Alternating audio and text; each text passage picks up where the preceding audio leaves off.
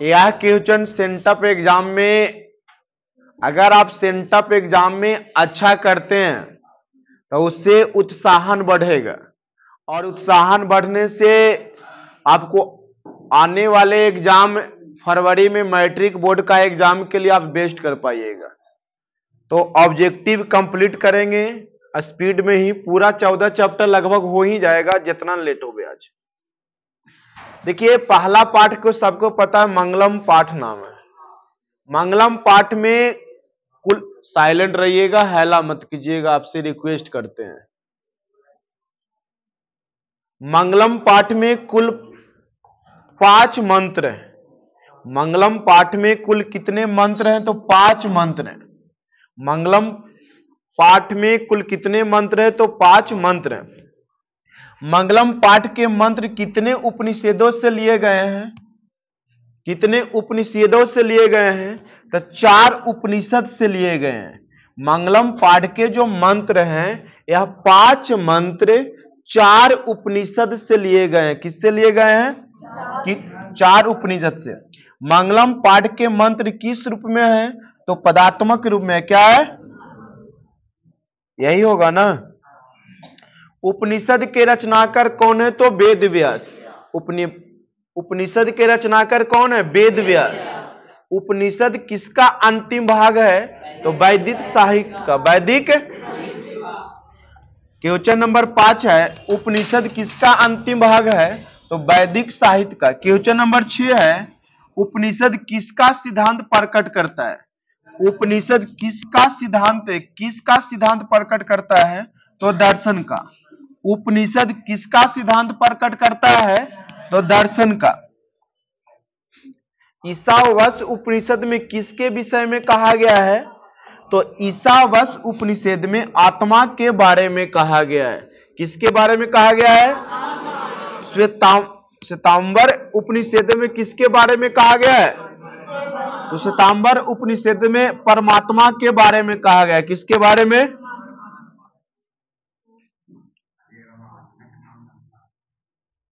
कठोपनिषद में किसके बारे में कहा गया है? तो मोक्ष के बारे में किस उपनिषद में कहा गया है? सूक्ष्म से सूक्ष्म क्या होता है बाबू? सूक्ष्म से सूक्ष्म कौन है? मंगलम पाठ के रचनाकार कौन है? मंगलम पाठ के रचनाकार किसे बस में नहीं कर सकते हैं? आत्मा को आप बस में कर। आज सूक्ष्म से सूक्ष्म कौन है? विद्वान शौक रहित होकर किसे देखता है? सत्य से किसका रास्ता प्रशस्त होता है? देवलोक का।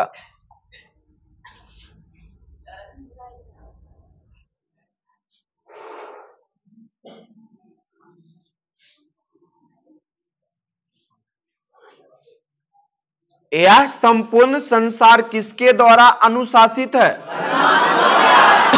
तो यह पूर्ण संसार जो है हमें परमात्मा द्वारा अनुशासित है।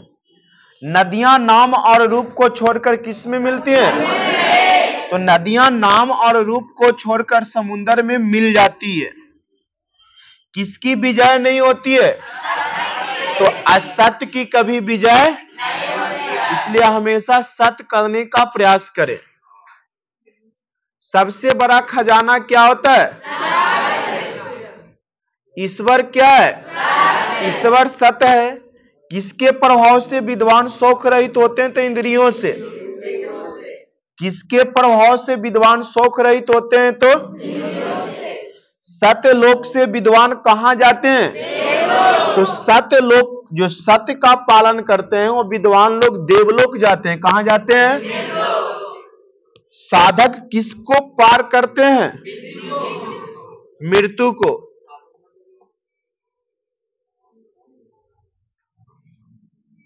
मुंह, सत्य का मुंह किस पात्र से ढका हुआ है? सत्य का मुंह किस पात्र से ढका हुआ है? हिरणमय पात्र से। प्राणियों के हृदय रूपी गुहा में कौन बंद है? प्राणियों के हृदय रूपी गुफा में कौन बंद है? आत्मा। नदियां कहां जाकर मिलती है? नदियां समुद्र में जाके मिल जाती है। किसका मुख सोने के पात से ढका हुआ है? तो सत्य का मुख सोने के पात से ढका हुआ है।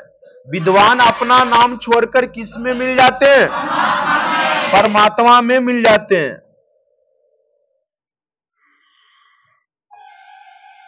सत्यमेव जयते किस उपनिषद का मूल मंत्र है?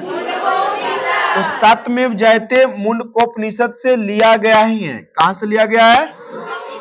किसकी गुफा में आत्मा निहित होती है? मंगलम पाठ का प्रथम मंत्र किस उपनिषद से लिया गया है?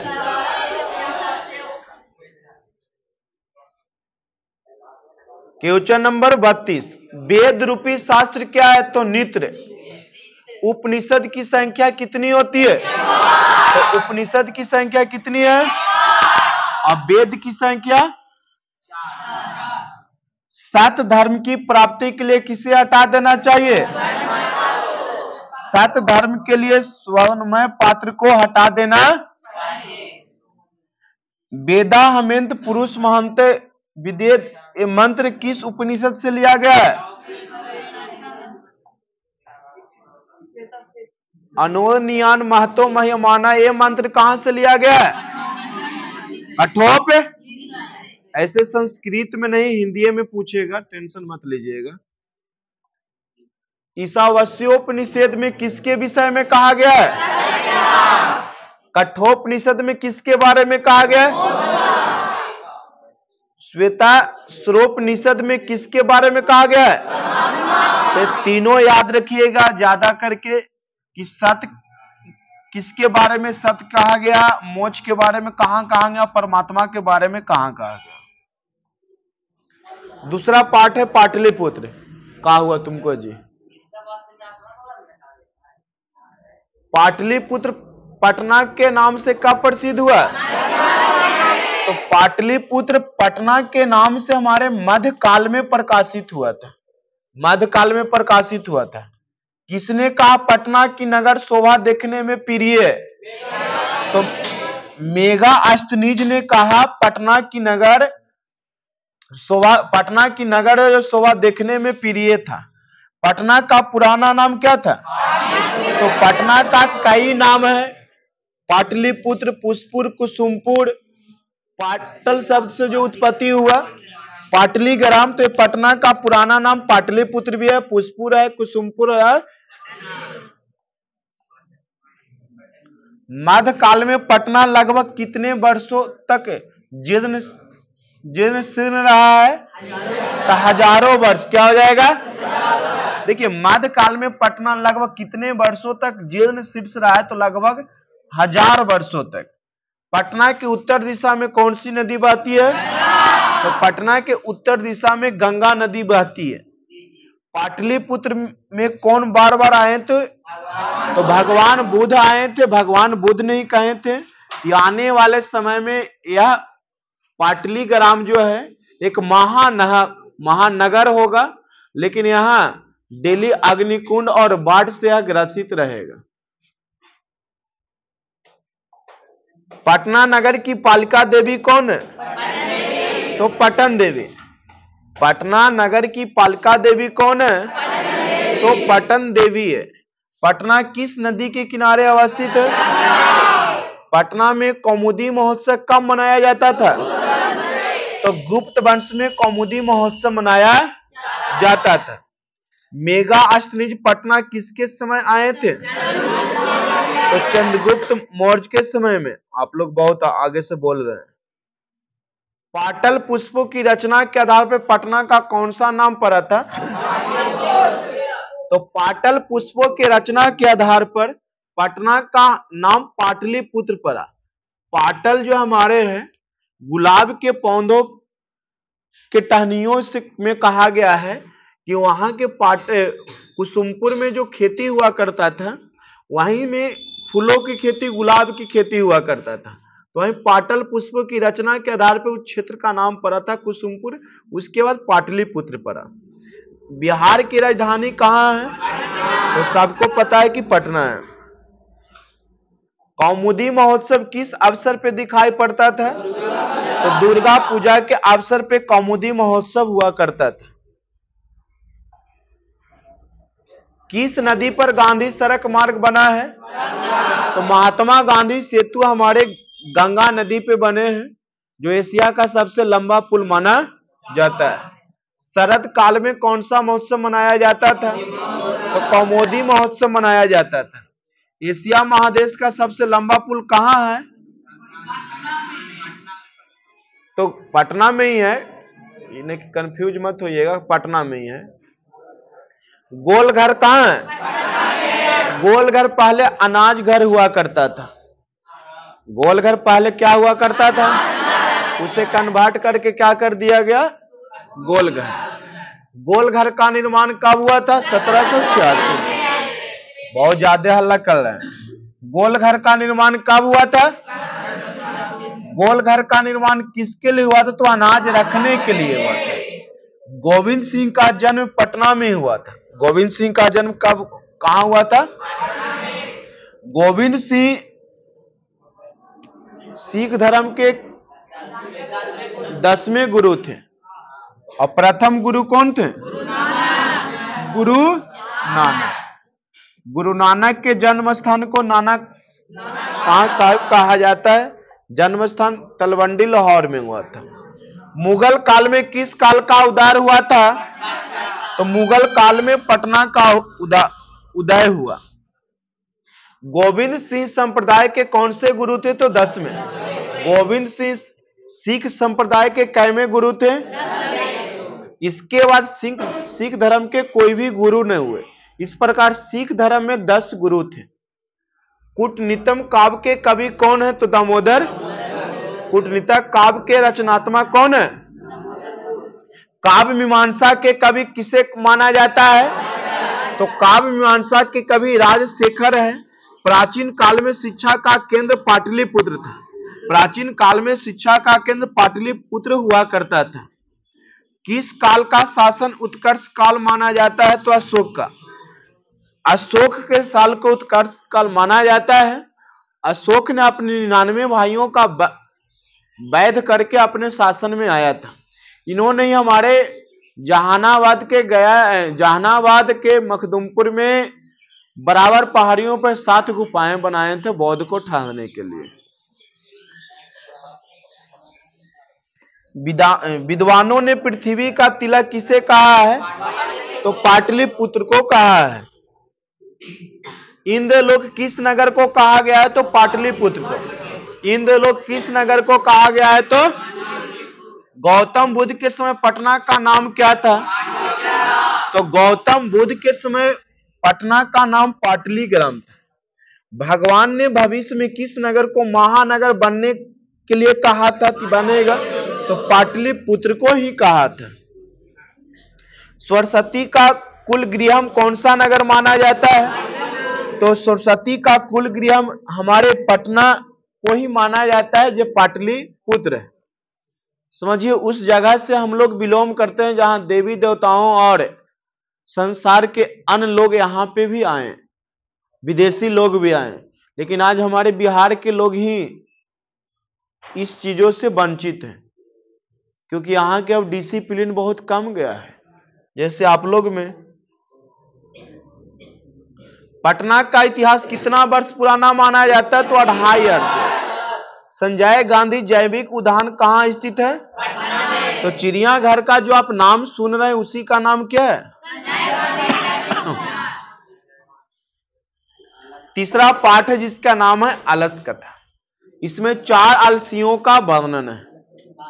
4 अलसियों से जांचना था कि हमारे और कितने ऐसे लोग हैं कि आलसी हैं या फिर भोजन करते हैं। इस प्रकार अलस कथा पाठ के लेखक विद्यापति जी है। अलस कथा पाठ के रचयिता कौन है? अलस कथा पाठ के रचयिता कौन है?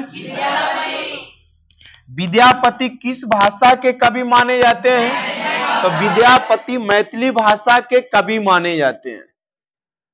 मैथिली भाषा के कवि। पुरुष परीक्षा क्या शिक्षा देता था? तो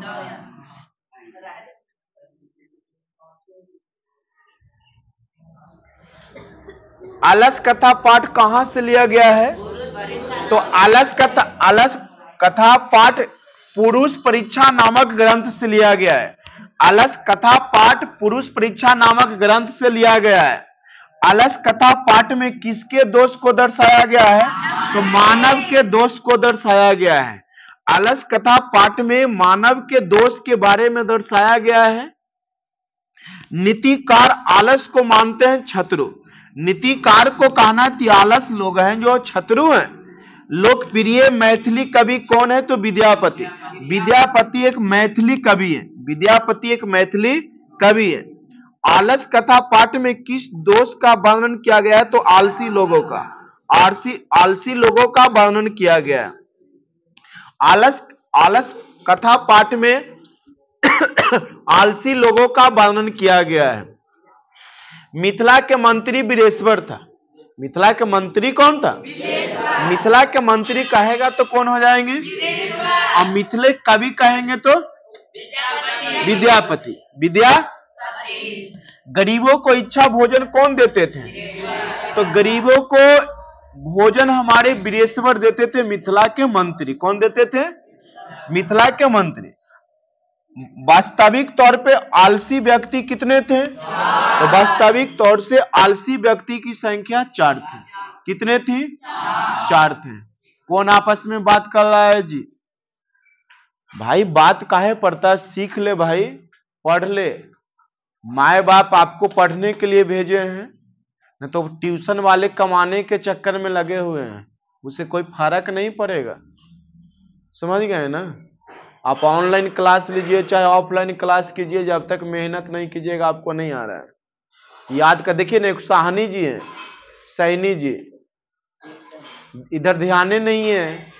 अरे भाई नहीं पढ़ोगे ना तो रिजल्ट चल जाएगा। रिजल्ट जैसे मनोबल डाउन होगा ना तो अंदर से टूट जाइएगा। और जैसे सीट ज्यादा आएगा ना नंबरिंग, तो आपका लगेगा कि उत्साहन बढ़ेगा, आगे की भी तैयारी करें। गरीब के बाल बच्चा है, पढ़ लीजिए ना, तो यहाँ टीचर लोग लुटेरा हैं। भोजन ग्रहण करने के लिए बनावटी आलसी का रूप किसने धारण किया था? तो धूर्त लोगों ने भोजन ग्रहण करने के लिए आलसी का रूप धारण कर लिया था। अलसशाला में आग किसने लगाया था? तो नियोगी पुरुषों ने आलसी लोगों की परीक्षा लेने के लिए अलसशाला में आग लगाया गया था। अलसशाला में आग कब लगाया गया था? जब सब लोग सो रहे थे। अलसशाला में आग क्यों लगाया गया था? यहाँ क्वेश्चन। अलसशाला में आग क्यों लगाया गया? तो आलसियों की परीक्षा के लिए। अलसशाला में आग लगने पर भी कितने लोग नहीं भागे थे? तो 4 लोग। अलसशाला में आग लगने पर आलसियों को कैसे निकाला गया? तो सभी को केस पकड़कर निकाला गया था। स्त्रियों का रक्षक कौन होता है? तो पति होता है। स्त्रियों का रक्षक कौन होता है? और बच्चों का रक्षक कौन होता है? आलसियों का रक्षक कौन होता है? तो देखिए, बच्चों का रक्षक कौन होता है? माता। लेकिन इस बात को हमारे आजकल के बच्चे लोग नहीं समझते। कम से कम एक माँ को तो देख लीजिए। आजकल हमारी माँ सुबह उठ के काम में लग जाती है, तब पर भी उसे भर पेट अच्छे से भोजन नहीं खा पाते हैं। हमारी माँ, आपकी माँ आज ब्रांड कपड़े लता नहीं पहने हैं, तो ये कब पूरा करोगे भाई? किसका जिम्मेदारी है? ऊपर वाला के। तो हमारा ही कर्म बनता है।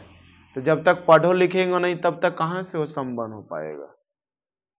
तो बस खाली अभी तो माए बाप ऐसा चीज है कि आपको कैसे भी जूता ही दे देंगे। वो बेचारे अपने चप्पल पहने चाहे मत पहने, लेकिन आपको चप्पल पहनाएंगे। वो ठंडी के कपड़ा पहने चाहे मत पहने, लेकिन आपको खरीद के देंगे। तो इसका थोड़ा सा लाज रखने का प्रयास कीजिए कि हमारे घर में माँ भी है। आने वाले समय में कामयाब होके माँ को अच्छे से पालन करेंगे।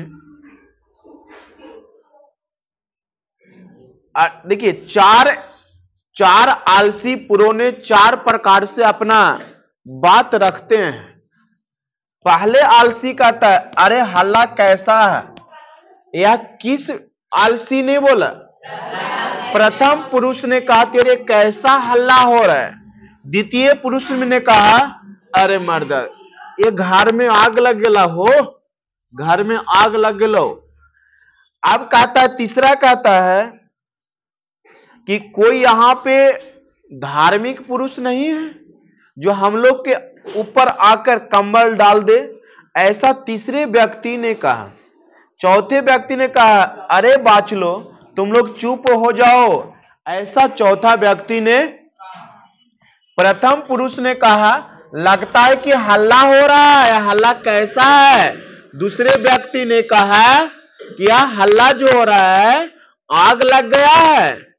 तीसरे व्यक्ति कहता है कि अरे यहां पे कोई धार्मिक व्यक्ति नहीं है जो हम लोग के ऊपर कम्बल लाकर डाल दे। चौथे व्यक्ति कहता है अरे बाचलो चुप रहो ना, हम लोग तो चारों आलसी है, टेंशन क्या, इसी में रहो। तो पुरुष परीक्षा किस भाषा से लिखित है? मैथिली भाषा में। मैथिली कवि कौन है? विद्यापति। पुरुष परीक्षा क्या शिक्षा देती है? दोष को निवारण करना, मतलब निवारण करना। जितना अंदर आपके दोष कमियां हैं, सोच रहे हैं आज ना कल पढ़ेंगे, कल पढ़ेंगे, परीक्षा के दिन पढ़े 4 दिन पहले, कल से पढ़ेंगे, ऐसे करते करते करते समय निकल जाएगा और जिंदगी में आपका सिद्धांत दिमाग में बैठ जाएगा कि 20 दिन बचित है, 15 दिन बचित है, परीक्षा के दिन खूब रटेंगे, परीक्षा के दिन दिमाग में बैठ जाएगा कि गैस पेपर लेके घुसना है। तो ये दिमागों से निकाल दीजिए अपने दोस्त को। कौन परिश्रम करना नहीं चाहते हैं? भूखा रहना कौन पसंद करते हैं?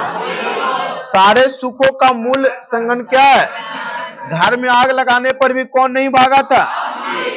अब चौथा चैप्टर का नाम है संस्कृत साहित्य लेखिका। समाज रूपी गाड़ी कैसे चलती है? तो इस समाज में पुरुष और नारी दोनों अगर सहयोग हैं, संयुक्त हैं, अच्छे से हैं, तो उनके घर की गाड़ियां अच्छे से चलती है, उनका परिवार में सुख संपन्न रहता है। जब माँ पिताजी की संपन्न नहीं रहेंगे तो हमारे रहते क्या होगा, चाहे हम उनका पुत्र रहते क्या होगा, सुखी नहीं रहेगा। तो संसार रूपी जो गाड़ी चलती है पुरुष और नारी दोनों से चलती है।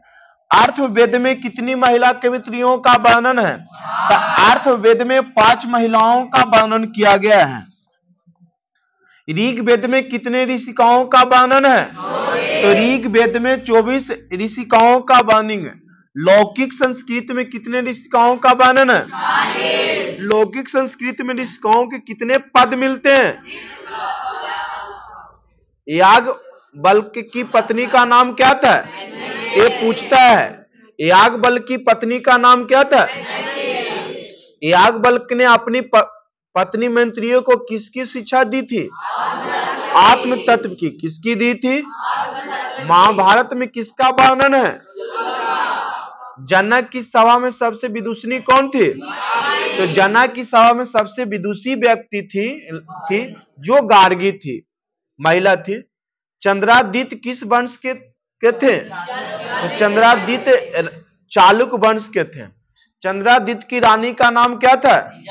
तो चंद्रादित्य की रानी का नाम विजय भट्टारिका था। कंपन राय का काल क्या माना जाता है?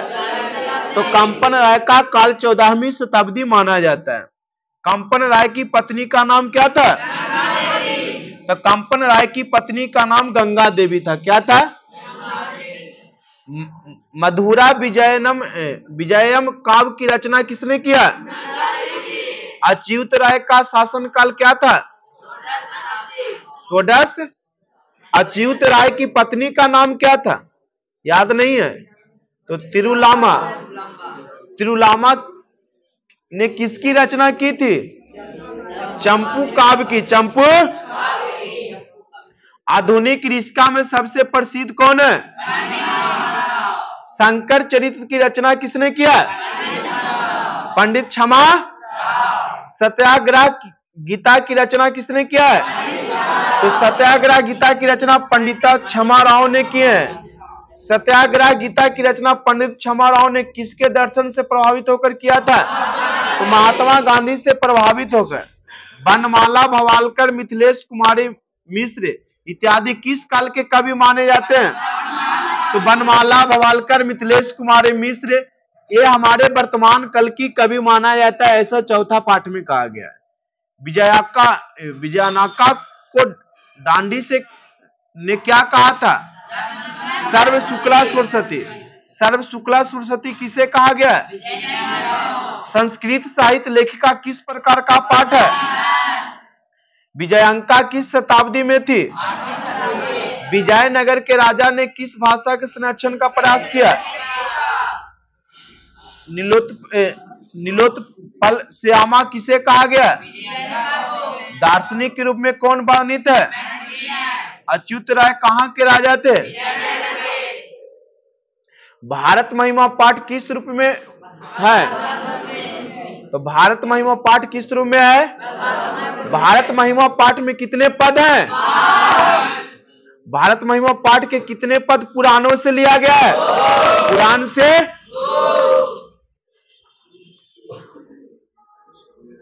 भारत महिमा पाठ का प्रथम पद किस पुराण से लिया गया है? भारत महिमा पाठ का द्वितीय पद किस पुराण से है? भागवत। गायंती देवा किस गीत कहानी किस पुराण से लिया गया है? आहो अमीषा किमकारी शोभनम किस उपनिषद से लिया गया है? तो पैकेज आपको हम डाल देंगे, पीडीएफ निकलवा लीजिएगा चाहे लिख लीजिएगा। किस देश में देवता बार बार जन्म लेना चाहते हैं? तो भारत देश में देवता बार बार जन्म लेना। किस देश के गीत देवतागण गान गाते हैं? किसकी महिमा सतत गाई जाती है? नदियां नाम और समुंदर नदियां नाम और रूप को छोड़कर किसमें मिलना चाहती है? सागर से शोभित देश कौन सा है? भारत महिमा पाठ के रचनाकार कौन है? भारत की महिमा कहां गाई जाती है? सभी जगह। भारत की महिमा सभी जगह गाई जाती है। भारत के उत्तर में कौन सी प्रहरी की तरह विराजमान है? तो भारत के उत्तर में प्रहरी की तरह विराजमान जो है हिमालय पर्वत है। भारत में जन्म लेने वाला किनकी सेवा करते हैं? तो भारत में जन्म लेने वाले हरि का सेवा करते हैं। किसकी? मोक्ष प्रदान करने वाले भूमि कौन सा है? तो मोक्ष प्रदान करने वाले भूमि भारत है। भारत में हमें और गया जिला में बिहार के यही पिंडदान होता है। हाँ, हम सबों का अपने देश के प्रति क्या कर्तव्य है? आधुनिक गीत के रचनाकार किसे माना जाता है? उमा। भारत के लोग किस भाव से रहते हैं? कितने पुराण है? पुराणों की संख्या? पुराणों की संख्या कितनी है? भारत के हम लोगों की देशभक्ति कैसी होनी चाहिए? भारत की शोभा में कौन प्रश्न होते हैं? ईश्वर। भारतीय संस्कार एक निबंध पाठ था। कुल संस्कारों की संख्या कितनी है? संस्कार की संख्या 16। संस्कार कितने भागों में बांटा गया है? 5 भागों में। कितने भागों में? और कुल संस्कारों की संख्या 16। संस्कार के कुल कितने प्रकार हैं? संस्कार की संख्या 16। जन्म से पूर्व कितने संस्कार होते हैं? जन्म से पूर्व 3 संस्कार है। शैशव संस्कार कितने हैं? शिक्षा संस्कार, गृह संस्कार और मरने के बाद संस्कार। गर्भ धानम, पुष्पनम, सिमतोत्रेनम किस प्रकार का संस्कार है? जन्म से पूर्व 3 संस्कार है। तीनों का नाम इस प्रकार है। समझ गए? और 2 नंबर में भी पूछता है अक्षर आरंभ, उपनयनम, विदारम के शांत, समावर्तन इत्यादि किस प्रकार का संस्कार है?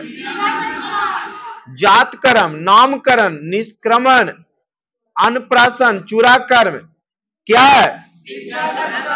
शिक्षा नहीं, यह गलत है। यह नहीं होगा, ये गलत यहाँ पे दिया है। चूड़ाकर्म यह जानते हैं? शैशव संस्कार में आएगा। शैशव संस्कार में आएगा। कि शांत संस्कार किसके अंतर्गत होता है? चूरा कर, देखिए यहाँ चूरा काम कहा बोले ना, तीसरे में आएगा। चूरा काम सहस्या अवस्था नहीं, संस्कार बोलिए। मंडप का निर्माण किस संस्कार में होता है? तो मंडप का निर्माण करवाना है तो पढ़ लीजिए, नहीं तो पता चलेगा कि आएंगे ब्लैक ईश्वरिया और रोड में चल रहा पे पता चलेगा कि वो विकलांग है। कन्यादान किस संस्कार में होता है?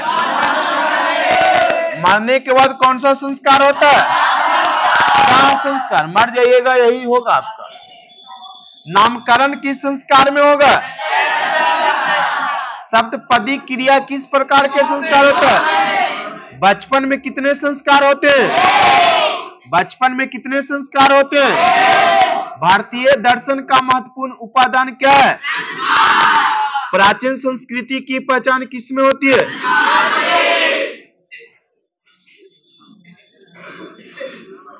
हल्ला कम कीजिए। प्राचीन काल में स्त्रियों को क्या कहा जाता था? आवाज के स्त्रियों को, अरे आज क्या कहा जाता है? शेरनी। गुरु शिष्य को कहां ले जाते थे? गुरुकुल में, वन में। शिक्षा नियमों का पालन कौन करता था? गुरु शिक्षा को क्या देकर घर भेजते थे? प्राचीन काल में शिष्य विधारम कहां करते थे? भारतीय संस्कृति का परिचय किस में दिखाई पड़ता है? अंतिम शिक्षा संस्कार का नाम क्या है? समा। पानी ग्रहण संस्कार में क्या होता है? जो पानी कटाई होता है, कुआं कटाई या बर कटाई के नाम से जाना जाता है। तब बताइए कि बर कटाई शुद्ध है कि कुआं कटाई शुद्ध है? क्योंकि इसका वर्णन हमारे संस्कृत में किया नहीं किया गया। कुछ रे कैसन तुम है? तुमको शादी विवाह नहीं करवाना है? पानी ग्रहण संस्कार होता है विवाह में। संस्कार में कब गुरु शिष्यों को उपदेश देकर घर भेजते थे? शिक्षा के अंत में। शिष्य का पहला क्षौर कर्म कहां होता था? आचरण का निर्माण किससे होता है? गोदान किस प्रकार का संस्कार है? Chapter number 7। साइलेंट रहिए। कै बजा है अभी? तो कैसे ये मन, चलिए 7 तक कर लेंगे, 7 तक कल कर लेंगे। नीति श्लोक का पाठ किससे संकलित है? नीति श्लोक का पाठ किस ग्रंथ से लिया गया है? नीति श्लोक का, अरे क्या हुआ जी?